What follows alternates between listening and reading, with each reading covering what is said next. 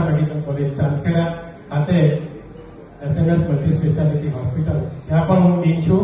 હું એટલો અહોભાગ્ય છું કે પાર્થ ને મેં બંને જગ્યાએ મેં એક એન્જિન તરીકે મેં એને કરી દીધું અને એની સફળ મારા as a student, as a intern ભાગ્યે પાર્થ જેવી કોઈ વ્યક્તિને મળ્યો છે કે આખા દુનિયાની અંદર બરોડા મેડિકલ કોલેજમાંથી પાસ થઈ અને ખૂબ જ સિનિયર મોસ્ટ કન્સલ્ટન્ટ જે અમેરિકાથી બીજા બધા કન્ટ્રીઝથી ડોક્ટરોનું યુનિયન જેને alumni association of Baroda medical college કહીએ છીએ, એ જે ટીમ હતી, અમારું 75મું વર્ષ પ્લેટિનમ જ્યુબિલીનું સેલિબ્રેશન જે કર્યું અને બરોડા મેડિકલ કોલેજની જે ટીમ આ એલમનાઈ એસોસિએશનની જે હતી એમાં ડોક્ટર ભરત ગઢવી, જેમનું નામ તમે સાંભળ્યું હશે, જે SCGના ડાયરેક્ટર છે આપણે, એમણે ડોક્ટર પાર્થને એમની ટીમમાં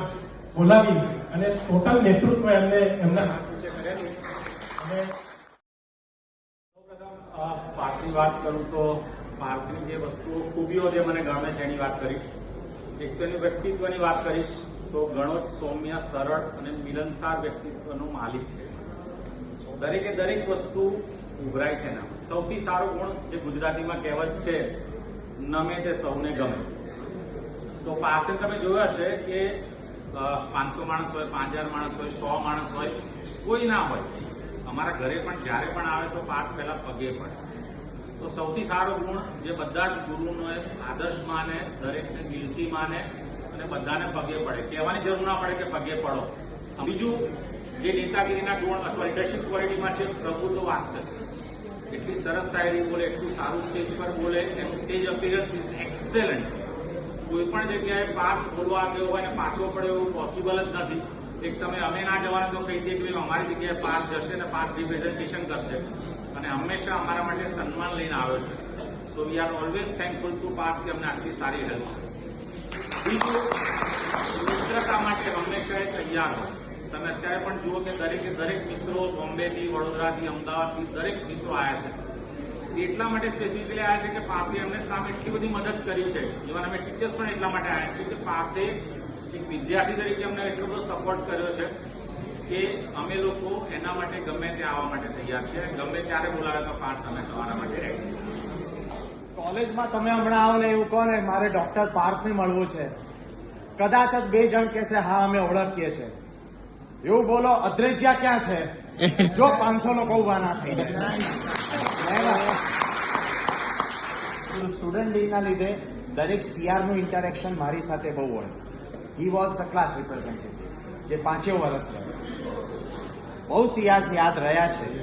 આ એક જરા વધારે પડતો જ યાદ રહેવાનો છે, સવાલ જ નથી.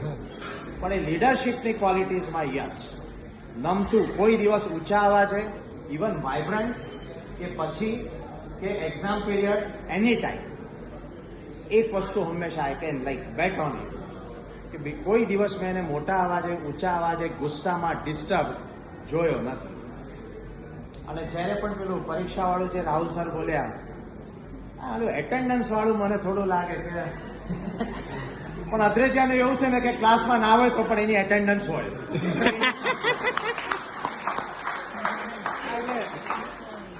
ફીલ આવે કે yes Adreja is somewhere here around. जमाने की धूप सर पर पड़ी तो समझ आया कितना जरूरी है सर पर माँ बाप का साया.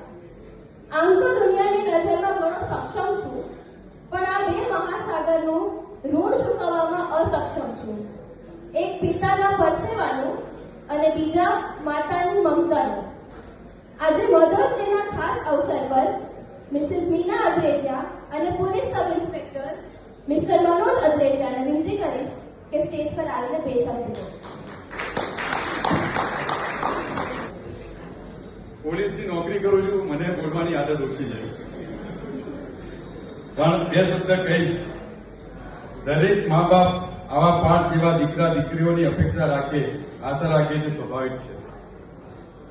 હું મનોજ આદ્રેજા PSI તરીકે ઓળખાવું એના કરતા પાર્થના પિતા છે એવો ઓળખાવું એ મારા માટે જરૂરી છે. બીજું વધારે નથી કહેતા, ખરેખર પાર્થે અમને આખા કુટુંબમાં, શહેરમાં, ગામમાં અને સમાજમાં જે ગર્વ અપાયો છે, નામ અપાયું છે, એ બદલ મારા સરનો હું ઋણી છું અને ખૂબ ખૂબ આભાર. અને પાછળ ખૂબ જ મહેનત કરી એને રાત દિવસ એક કરે છે. આજે એ મહેનતનું એને ફળ મળ્યું છે અને મને ખૂબ જ આનંદ થાય છે કે પાર્થ ખૂબ જ તરક્કી કરે, આગળ વધે અને બધાની સેવા કરે એવા આશીર્વાદ એને આપું છું. અને દરેક આ જે બધા ડોક્ટર્સ બેઠા છે, જે દીકરા દીકરીઓ, એ લોકોને પણ હું મદદ ડેના દિવસે આશીર્વાદ આપું છું કે એ લોકો પણ લોકોની સેવા કરે અને પોતાના મા બાપનું નામ રોશન કરે એવા આશીર્વાદ આપું છું.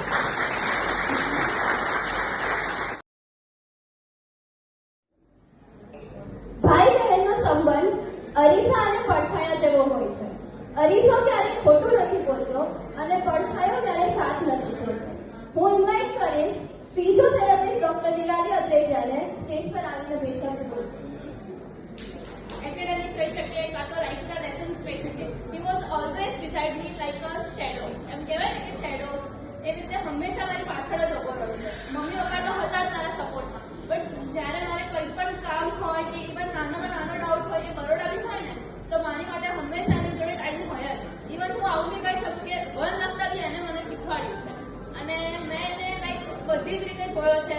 MBBSની એક્ઝામ આપતા જોયો છે, પછી USMLEની ટફ એક્ઝામ આપતા પણ મેં એને જોયો છે. પ્રિપેરેશન જ્યારે કરતો હતો ને ત્યારે હંમેશા હું એની જોડે જાઉં. કેટલી વખત એવું બને કે એ અમુક વાર ટાયર્ડ થઈ જાય, પછી એમ થાય કે બસ નીકો હવે મારે નથી કરવું. મેં કીધું ના, હવે ત્યારે એ છે ને હું મોટી બની જાઉં ને એ ચાઇલ્ડ બની જાય. મારે એને સમજાવવું પડે કે ના બસ પાર, હવે થોડા MCQ છે ખતમ કરી લે, પછી તું સુઈ જશે. બરાબર ને મારું?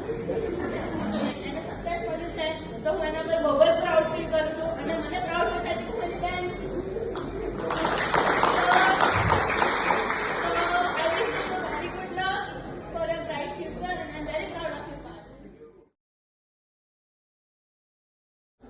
And now, the man of the hour, Dr. Parth Adreja. So good evening, શુભ સાંજ, શબા ખેર. મારું નામ ડોક્ટર પાર્થ અદ્રેજિયા. ને કે આ જેટલું સ્ટેજ છે ને એટલા ઘરમાં હું 7મા ધોરણ સુધી રહેલો છું. આટલું જ મારું ઘર હતું, આટલી જ મારી દુનિયા હતી. મને હજુ પણ યાદ છે કે જ્યારે પપ્પા પાસે જોબ નથી, એમને પેઇન્ટિંગ કરીને, ટૂથબ્રશ વેચીને બધી જ રીતે મારો ગુજારો કર્યો અને લોયલા જેવી આખા અમદાવાદની સૌથી ફેમસ સ્કૂલમાં મને એડમિશન અપાવ્યું. ક્યારે પણ બેક ના કર્યું ફાઇનાન્શિયલ વસ્તુના કારણે, જે હજુ પણ મને એ વસ્તુનો ગર્વ છે કે હું એકલો એવો હતો એ સ્કૂલમાં કે કદાચ મારે પાછળ વળીને જોવું પડે, કારણ કે બાકી બધા જ લોકો બહુ હાઈ લેવલના લોકો હતા. એ એક સમયે જ્યારે મારા પપ્પાની તબિયત બહુ ખરાબ હતી તો એ વખતે મારી મમ્મીએ પણ એ રીતનો સહારો કર્યો. સીવવાનું કામ કરીને પણ એને મને સ્કૂલમાં ભણાવ્યા. Like I was in that stage before 7th standard and this transition I can say કે આ સક્સેસ મારા પપ્પા મમ્મીના કારણે છે. એમને મને અહીંયા આગળ પહોંચાડ્યો. मेरे यारों, ये 7 का पल अब एक दास्तां में बदल रहा. आ गया वो मोड़ जिसमें अलविदा कहना पड़ रहा, अलविदा कहना. Thank you so much.